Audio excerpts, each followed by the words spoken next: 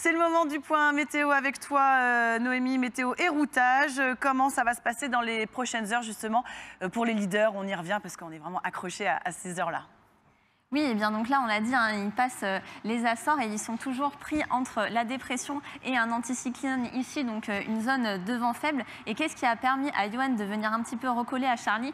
Eh bien, déjà, il a fait un décalage un petit peu à l'ouest, donc il a touché plus de pression, plus de vent. Et puis, dans du vent fort comme ça, il n'est pas pénalisé par la perte de son J0, puisque c'est une voile qu'on utilise plutôt dans du vent faible ou au portant. Et puis, par contre, pour l'arrivée au niveau des Sables d'Olonne, ça risque d'être un petit peu plus pénalisant, parce qu'ils vont arriver Pointe-Bretagne nord avec du vent faible et une descente au pré.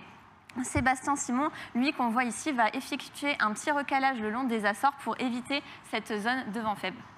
Et dans le deuxième groupe de poursuivants, donc un petit peu plus loin derrière, Jean Le Cam, on le disait, est en train de réussir un beau coup, tandis que Damien Seguin et Romain Attanasio, eux, sont collés dans une dorsade. Damien Seguin qui se languit d'un vent un peu plus soutenu. Il n'y a pas assez de vent.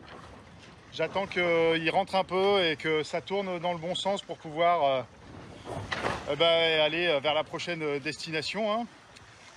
Là, c'est sûr que ça fait quand même quelques jours que le petit groupe qu'on est, on galère là, dans la bordure de l'anticyclone.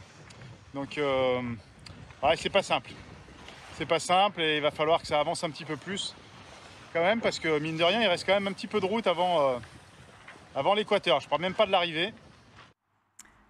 Oui, donc effectivement, hein, Jean Le Cam, lui, a trouvé un petit trou de souris pour passer la dorsale, alors que voilà, Romain Attanasio et Damien Seguin sont restés beaucoup plus longtemps dans du vent faible. Et qu'est-ce qu'on voit en fait, c'est que la dépression qui arrive par le sud, eh bien, pousse les bateaux de derrière. Donc le groupe se recentre, hein, les bateaux sont en train de se recoller.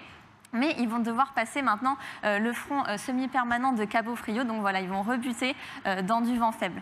Et par contre, ça ne va pas du tout être le cas hein, pour le groupe de Violette d'Orange qui, eux, vont rencontrer du vent fort, hein, 35 nœuds établis, voire plus de 50 nœuds en rafale. Donc voilà, ils vont devoir faire un petit peu le dos rond. Et il y a juste Éric Bellion qui, lui, a encore des problèmes de fixation d'été de J2, donc va aller s'abriter au niveau des Falklands et laisser passer le gros de la dépression. Oui, c'est une info, merci beaucoup Noémie, qu'on a appris juste avant le début de l'émission qu'Éric allait aller s'abriter, puis on l'a vu sur ta cartographie, un violet. C'est pas bon, ça veut dire qu'il y a vraiment beaucoup de vent.